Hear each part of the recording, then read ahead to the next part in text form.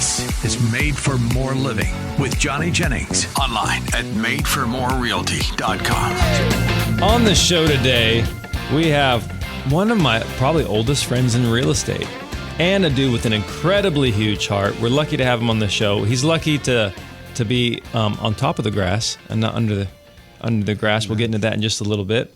But on the show today is Mr. Mark Mazotti with Lister Real Estate Services. Thanks for being on the show, Mark. Hi, welcome. So we were first introduced. I think I met you. Was it the Wyndham in Irvine? Yeah, at the initial launch of Purple Bricks, if I recall that correctly. Yeah, you got it. Purple Bricks, good old PB. And I think there was only a handful of us here up in Northern California. There was maybe 4 or 5 of us, Yeah. and we all got to know each other very well. Yep. Good concept, poor execution. I would agree. And then, so it was you, me, Valerie, Ryan, Rosas, and I think Jessica. And I think that might have been it. Don't forget Tim. Tim, yeah. Oh, and Lance down in Fresno. And Lance down in Fresno. Yeah. So it was a small but mighty bunch. And so fast forward now, you mind just kind of giving us your brief background on history, like real estate history, and what brings you into the show today. Well, I started real estate about 23 years ago, so I've been in it for quite a long time. Yeah. And throughout my entire career, I've built teams. We've worked through, the downturns of 2009. I've discovered, the ins and outs of the REO business, the bank's dirty secrets, all those kinds of things. Morally, I won't ever work for a bank in liquidations ever again. That's my own personal belief. Did you used to? I used to. What happened? Well, when you come to a point where somebody was unable to pay their mortgage because of medical bills, because they have a terminal disease, yeah. I'm not one who follows, quote unquote, just the rule of law, so to speak. And it came to a point where it was either evict her or walk away from representing our portfolio. I will tell you that not only was that conversation animated, but most of it you could not repeat because of the profanity and anger and frustration I just threw at them. And I swore I would never work for banks. And at that particular point in time, I kind of turned my focus in real estate around. And now I want to work and be the anti-bank and be the champion of first-time home buyers and investors. And the way the real estate market has changed most recently in the last 2 years, the lawsuit with NAR, the humiliation of NAR's leadership, the political misfouls that they've done with all of their lobbying and so forth, I decided that it's time for me to become an advocate for 2 different types of real estate people. Mm-hmm. The ones who I think need guidance more than anything else. And that is first-time home buyers, which we'll get to in a little bit, but primarily real estate investors. California has become quite expensive, and people feel that in Northern California, you cannot invest in real estate and make money. Yep. And I'm here to tell you that's not true. And in doing so, it's almost published, but I do have a book finished. It is called The Ultimate Guide to Investing in Real Estate in Northern California edition. I have both a Northern and a Southern California edition.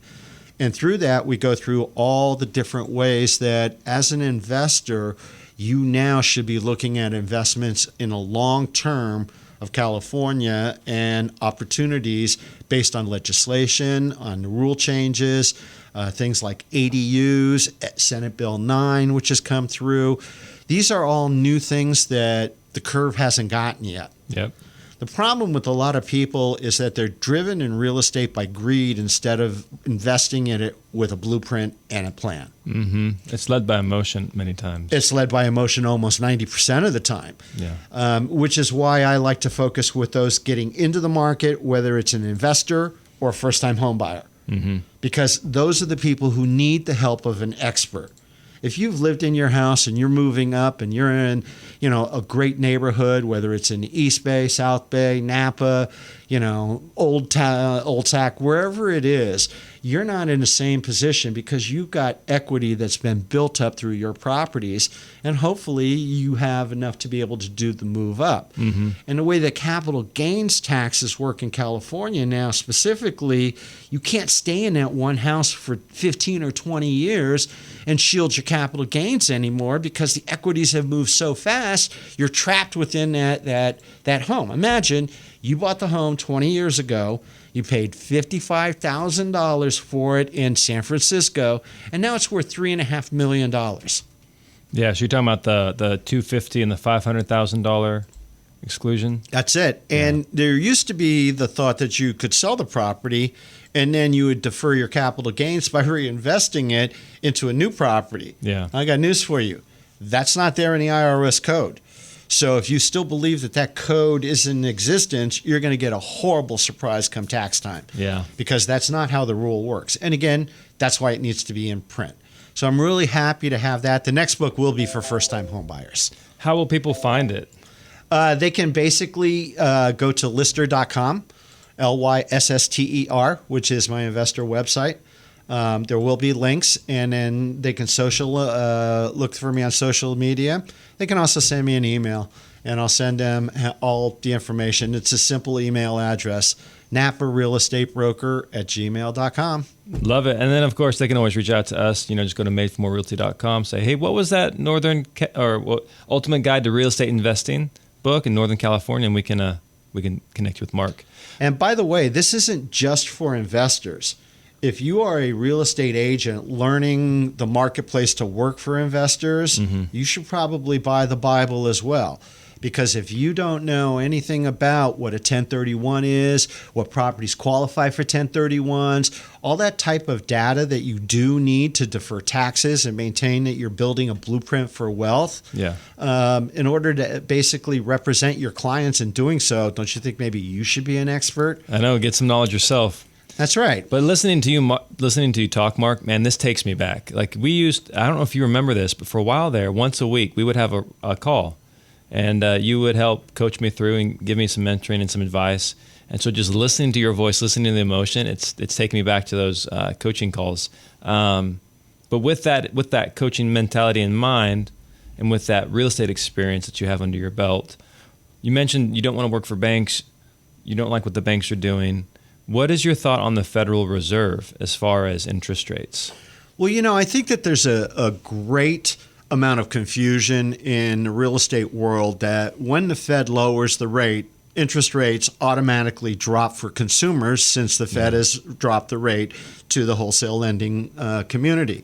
And that's not true, okay? It is used as a gauge. However, the banks themselves, they hedge their own risks. And I can tell you, Jamie Dimon said less than 3 months ago that even if the Fed drops their rates, they're not lowering any of their interest rates for consumers because there's too much risk that they see out there. They feel that the political realm is taking the business world to an area of uncertainty because Wall Street really only wants certainty. So now you have billionaires that disagree with which way the economy should go to prosper for America. Well, the banks are not going to lower the rates until they feel safe about that, and they don't feel safe about it. And that's I'm glad you brought that up because that has been my stance on it. Because the Fed, if you'll remember, last year in 24, they lowered the rates twice at the end of the year. That's right. And the rates did not go down. And they're not going to go down as well. And so I think the Fed has lost a little bit of control over that lever that people are thinking that, hey, the Fed's going to come in and save us. And I don't necessarily know that to be the case. And I don't know if the Fed lost control or if the hype and spin just put us into a false state of false beliefs. Okay? I've been watching the Fed in our career since Alan Greenspan.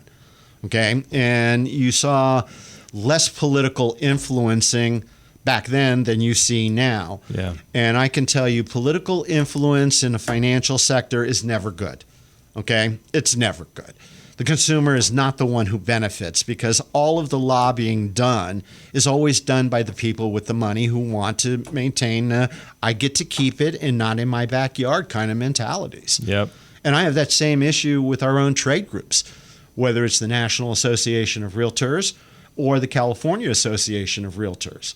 They're necessary evils for us because of the contracts and the services that we pay for.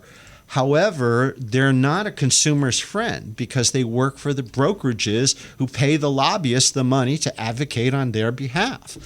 And in doing so, it's about making the brokerages more successful, but not making home buying to the consumer any easier. So since it's not making home buying to the consumer any easier, what most buyers and sellers are unaware of is that like we're required to pay National Association of Realtors, so NAR, California Association of Realtors, CAR, Metro List. There's all, and then even they try to sneak in these other funds that they want us to pay for. You have to make a concerted effort to not, when you're checking out to pay for your MLS dues or your realtor dues, to not pay for these other action funds, they call them.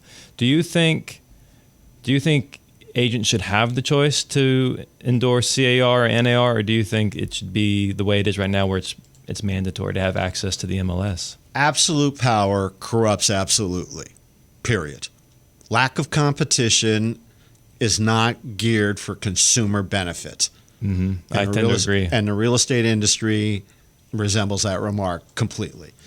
I don't see that the real estate industry itself is welcoming any kind of change, diversity. I look at the lawsuits that are out there right now. You've got real estate companies suing MLS boards, believing that they should have pocket listing availability. You've got Zillow and Compass engaged in a major lawsuit about pocket listings. I just read a new thing about Zillow. It's just so ironic. If someone's listening, you might have to fact check me on this, but I received this letter from homes.com and it was talking about all the terrible things Zillow is doing. And so obviously it's a little slanted because it's coming from homes.com, but they were saying that Zillow is all mad at Compass because Compass is wanting to do pocket listings for at least a week or two before they put it on Zillow. Well, I guess Zillow, you are now able to put listings directly on Zillow without needing to put them on the MLS. And so it's basically the same thing Compass is doing, just in reverse. So Zillow's fine with it if you throw it on Zillow, but not if you throw it on Compass's website. So you're right, there is a lot of competition. It's an interesting time in the real estate industry as a whole. Well, I know one entity that we have not heard from yet, and this is going to be the one who is going to pop all of these balloons across the board, is the DOJ. Okay? What do you mean by that? The DOJ was not thrilled with the landmark settlement, okay? And they compromised. The DOJ doesn't want dual agencies. They've made that known in their past statements in terms of why they felt that the real estate industry in itself was in violation of a multitude of trust issues. And so for those people listening, dual agency means? It means that I represent both the buyer and the seller within one transaction. Mm-hmm. And so some states, I believe you can't do that, but in California you can. Absolutely. And there are certain entities and times where that might be appropriate, but that is the exception. It is not the rule. And I'll tell you why. Because if you're helping out a family member who is buying a home from another family member, that's kind of a different kind of scenario Sure. that you're looking at. But if you're actively marketing and trying to use that piece of real estate as, I can represent, the new buyers who walk through on an open house, then you're using your sellers to advance your own benefit. And even if they give you the blessing on it, is it still ethically right to do that? Yeah. And that's a big question mark for a lot of people. I have my answer to that. Is it ethical to do that? No, I don't think so. Is it ethical to have two agents from the same company represented under another form of dual agency? If they're independent and don't work out of the same desk in the same office, yes. Yeah. But if they both work on the same team in the same office, well, maybe you should ask for somebody more neutral. It's so interesting. People ask me about that all the time, and it's not very rare that we even have this issue come up when we're helping buyers or sellers. But the analogy I like to say is, you know what? if you're going through a divorce, because unfortunately many people have been through a divorce, Right. if you're going through a divorce for the first time or again, would you want to hire the same divorce attorney your spouse has hired? Are they going to represent you with 100% your best interest in mind, or is there going to be a little bit of crossover? And most people kind of understand, or I was going to say, or a murder attorney, a prosecutor or whatever, but you get my point. You do not want the same people representing both you as the buyer and you as the seller, because how do they have 100% your interests in mind? Exactly. And, I'll take that point even one step further. Let's talk about a for sale by owner and representation. I get the rub, all right? 2.5% listing fee, 2.5% to pay the buyer's agent. Roughly. There's no standard commission. Throwing that disclaimer out there. There is no standard commission. However, industry practices tend to all come around a specific group of numbers between 2 to 4% on either side. You got it. Yeah. And there's a reason there's not a lot of discounting going on. And it's kind of the untold truth. But the reality is if you work for ABC Real Estate, and ABC Real Estate is the number one real estate company in terms of agent counts, what do you think the whole corporate realm of how that business was built is going to feel if one of their agents is out there undercutting every one of the rest of their agents? What do you think is going to happen? Oh, yeah, it's not going to be a good day in the office. It's not. And this is one of the challenges that the industry still has that they don't want to let go of. Not in my backyard. So again, it comes to what do we do with first-time home buyers? How do you make money in real estate as investors? And those are the two segments in the market that I find are still areas where you and I can do really good for people and feel good about the transaction instead of going, oh my gosh, markets are starting to stabilize a little bit now, but we're still going to have multiple offers and you may have to pay 5% over asking price. Well, you know what? Those days may be dwindling quicker than most people think. Yep. I've already seen it in multiple marketplaces that where you've been stale. We will see a dip, but we won't see a crash. I agree. And when we come back, let's talk more about what you see happening in the next 6 to 12 months. Sure. So everyone's talking about these billboards around town. Maybe it's on Business 80 or one of the other freeways in the greater Sacramento area that features the Made for More Realty logo. And you might even see one that features Johnny Jennings' picture. It's because Johnny Jennings exasperates every single effort possible. He goes all out to make sure your home sells for the most money possible in the shortest amount of time. He's using every strategy in the book because that's how invested he is in the clients and people who entrust him for their most important transaction in their life. So if you're looking for someone with integrity, someone that the community at large here in the greater Sacramento area trust when it comes to selling their homes, you gotta Google Johnny Jennings with Made for More Realty. And listen to this, he's even got this great offer where he will give you at least 3 cash offers on your home in as-is condition. No need to do showings, open houses, any of that stuff. Just 3 simple, easy, fast offers on your home in as-is condition. Want to find out more? Just Google Johnny Jennings with Made for More Realty and get more for your home.